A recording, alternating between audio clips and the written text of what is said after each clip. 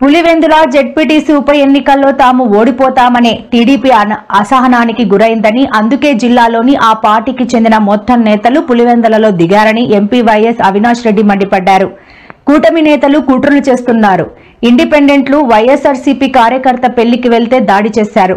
వాళ్లపై కేసులు నమోదైనా మరోసారి దాడికి యత్నించారు. ఉప ఎన్నిక సజావుగా జరగకుండా చూడాలని కూటమి కుట్ర చేస్తోంది. జిల్లా మొత్తం నుంచి టీడీపీ కార్యకర్తలు పులివెందులలో దిగారు. వైఎస్ఆర్సీపీ నాయకులను కావాలనే బైండ్ ఓవర్ చేస్తున్నారు. పులివెందులలో ఎన్నిక నిర్వహిస్తున్నది ఎన్నికల సంఘమా లేక ప్రభుత్వమా అని ఆగ్రహం వ్యక్తం చేశారు.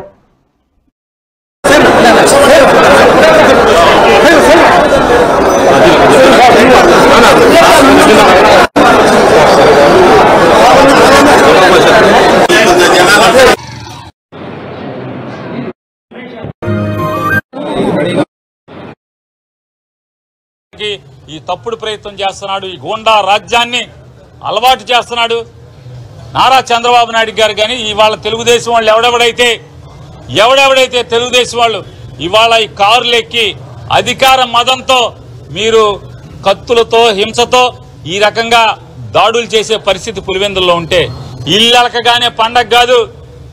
రేపు జగన్ వచ్చిన తర్వాత మీ కర్మ ఏంటో కూడా ఆలోచించుకోమని ఇవాళే మీకు హెచ్చరిక చేస్తున్నాం.